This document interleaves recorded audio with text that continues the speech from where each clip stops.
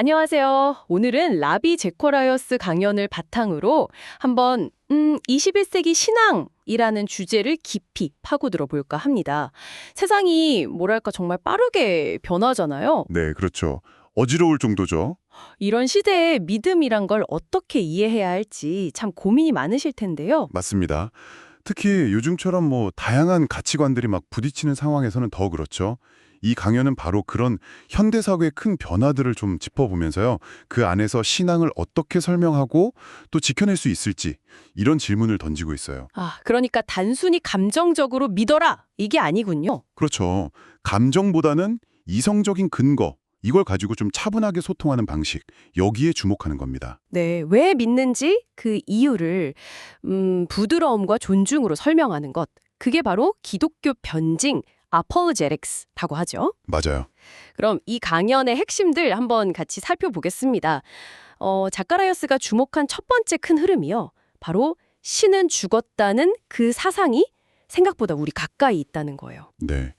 니체가 처음 그 말을 했을 땐 절대 기준이 사라진 세상, 그 혼란을 걱정했지만요. 강연자는 오히려 요즘 사람들은 그 결과를 당연하게 받아들이는 것 같다고 지적하죠. 예를 들면요. 그 리처드 도킨스 일화가 대표적인데요.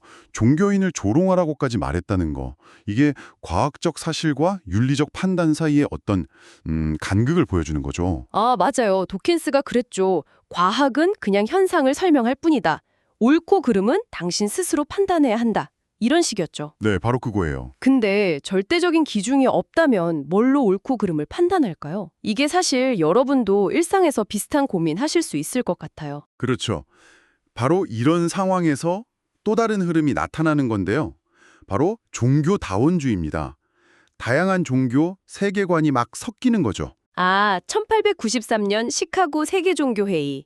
그때 스와미 비베카난다 연설이 유명하잖아요. 서구 기독교의 위선을 지적해서 큰 파장을 일으켰다고. 네, 맞아요. 하지만 강연자는 또 다른 면도 지적합니다. 이후에 인도에서 호주 선교사 가족이 살해된 사건처럼 좀 극단적인 사례들도 있거든요. 그러니까 어느 종교든 그 남용 사례만 보고 본질을 판단해선 안 된다. 이렇게 선을 긋는 거죠. 결국 중요한 건 그럼 이 다양한 주장들 속에서 우리가 어떻게 분별력을 가질 거냐 이 질문이네요. 네. 객관적인 기준점을 찾기 어려운 혼란. 이게 현대 사회가 마주한 과제 중 하나인 거죠. 이런 생각의 흐름과 더불어서 강연자는 또 하나의 중요한 변화를 지적하는데요. 바로 우리가 정보를 받아들이는 방식. 시각적인 거요? 네, 맞아요. 보는 것의 힘이 정말 막강해졌다는 거죠. 이미지, 영상, 이게 강력한 만큼 조작이나 왜곡의 위험도 크다는 거고요. 그렇죠. 그 윌리엄 블레이크 씨처럼요. 우리가 눈을 통해 깊이 봐야 하는데 그냥 눈으로만 보면 거짓에 속기 쉽다. 이런 경고죠. 시몬 베이우도 비슷한 말을 했죠. 현실의 선은 아름답지만 상상 속의 악이 더 매력적으로 보일 수 있다고요. 네. 시각 매체가 종종 그런 악의 매력을 증폭시키기도 하고요. 강연자는 특히 그 포르노그래픽 문제를 예로 들어요.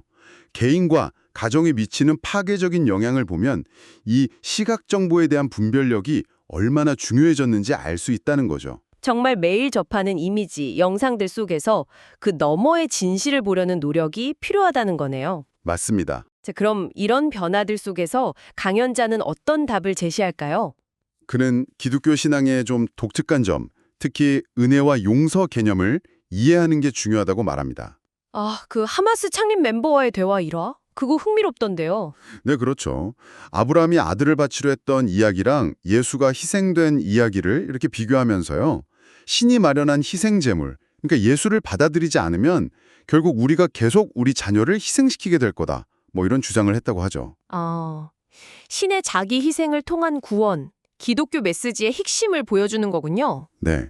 그리고 단순히 머리로 이해하는 걸 넘어서 이성적인 설명과 실제 삶이 같이 가야 한다는 점도 강조해요. 논리적인 변증. 그러니까 진리는 실제 현실과 맞아야 하고 또 그 자체로 모순이 없어야 한다는 거죠. 맞습니다. 그러면서 동시에 하와이 몰로카이 섬의 데미안 신부 이야기 같은 거요. 한센병 환자들을 돌보다가 결국 자신도 병을 얻게 된 그 삶. 말보다는 그런 사람과 희생으로 증명되는 삶이 훨씬 강력한 설득력을 갖는다는 겁니다.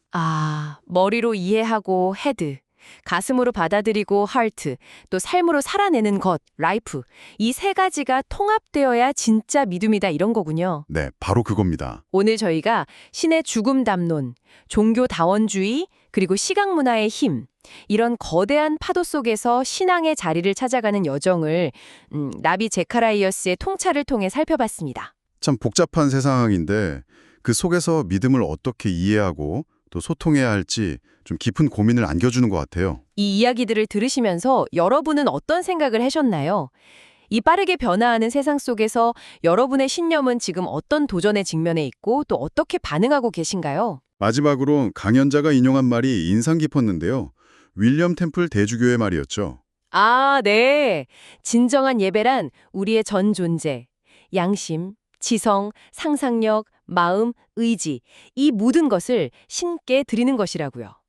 어쩌면 외부 세계의 혼란 속에서 길을 찾기 전에 우리 각자 안에서 이런 요소들이 얼마나 조화롭게 통합되어 있는지 그 내적 통일성을 먼저 점검해 봐야 하는 건 아닐까요?